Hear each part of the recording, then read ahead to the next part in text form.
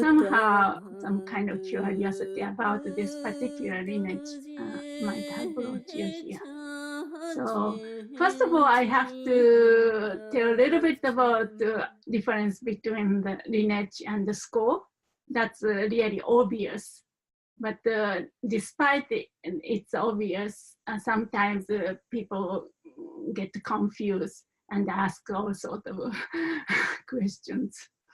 So the lineage is not the score.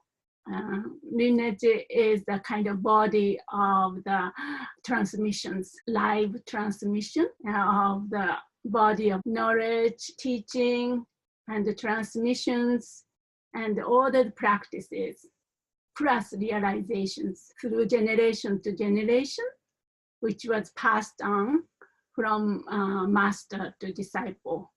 And especially in this case, so-called Nyengyu. Nyen means hearing or ear whisper, and Gyu means lineage. Like I like to think about all the rivers, river flowing. Especially this river is really thin river, but I feel like it's snow melted, very thin, but very pure. It's not like a big, vast, slow moving, but all the river eventually leads to the ocean, no? I call the ocean of awakening. So you guys are already swimming in the different kind of rivers. Some are big rivers, some are middle sized rivers. And this one is very thin river, but very pure. And then they kept it very secretly or discreet manner. So almost I feel like it was like, those spring, like underground water, always pure and flowing, but it was not like in the public. So not many people knew this one. So since my teacher came to the West, then he shared with us, and I kept it into my heart. Immediately I felt the connection, and I knew this was my practice. And so since then, I did my best to put into practice. And this lineage was on the verge of disappearing early 20th century. So this lineage was a product of hardship of the previous masters. They kept it, and so because there was no institutional support or any kind of framework, they all left. This is a lineage of wandering yogi and yoginis. So in a sense, they are all beggars. So consist of all the poor people.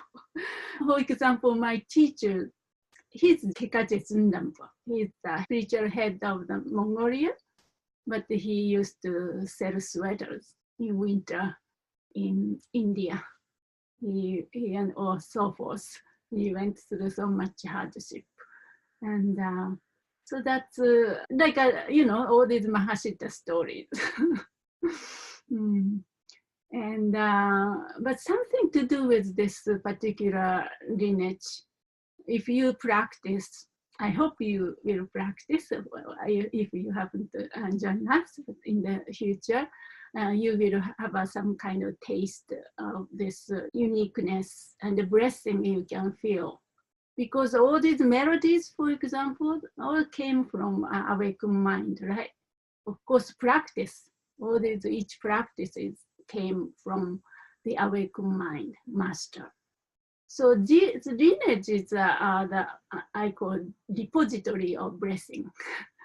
So each generation invest their practice and they put the realization. So whatever they understand, masters understanding, they invested in that river. Then again go next generation, they invested that river. So thread of the realization.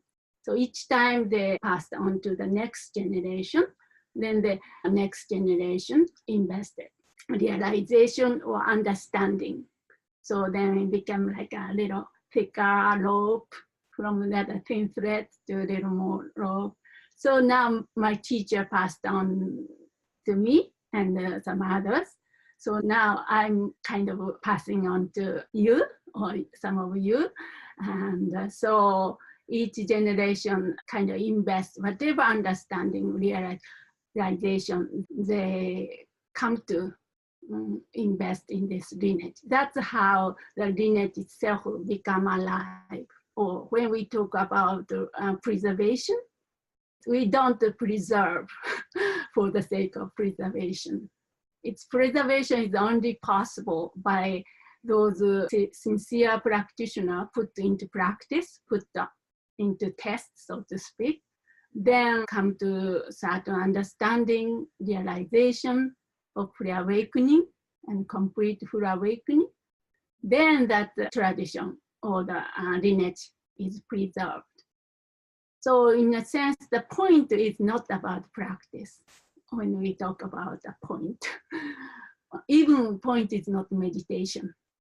No, point is to realize the true nature and maintain it. Then come to real understanding and come to awakening. If I use that term, come to wake up. That's the point. But in order to do that, we need support, of course, and also this kind of environment. This lineage never be a big one, true lineage.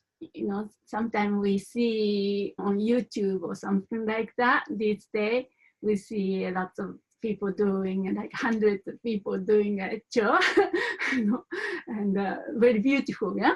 But this lineage is never like that. Always consists of like little beggars. So handful, only handful. Even retreat we do, like 108, only handful can go together. So it's very different, unique in that sense. Yes, specific things maybe you can read about this lineage on the website or something like that. Yeah. So that's actually just a very brief introduction to this lineage. Of course, the school is the entity, right? School is the institutional entity, so very different. It's nothing to do with Geru in the sense that this is the lineage. Just the recent master happened to related to the Geru masters. Once baby, he or she, most of he in the past, went to the educated in a certain Geru monastery, but left. Like my teacher, he was trained in the Depu monastery in Tibet, but in the early 20s, he left the monastery. Then he did this wandering yogi style. Kandrila, could you talk about how this teaching came down to your master from Machikma? Yes. So basically, my tradition, my lineage, I carry the two lineages. First, I said fast because a 5-year program, we practice fast this one. It's called Ear Whisper Lineage of the, I call it Chod whispered from the Mount of Bliss.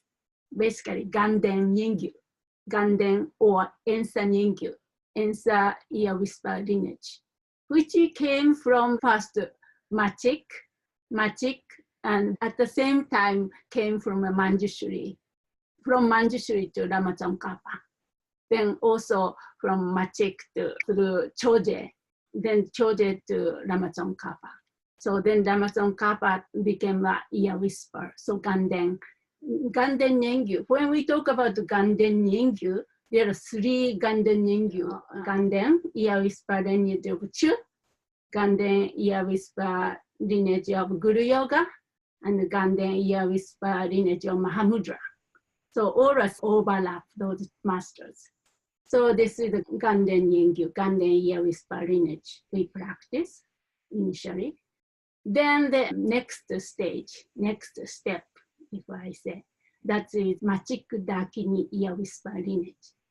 That one came through Choni Rando, has a usually short lineage or near lineage comes through the vision, right? Daknang, pure vision of the magic lapton. Then Choin Dando, then came all this down to my teacher eventually. So there are two lineages. Yeah, lineage masters. Dakini ear whisper lineage masters are very mysterious. You know, I did a lot of research in vain.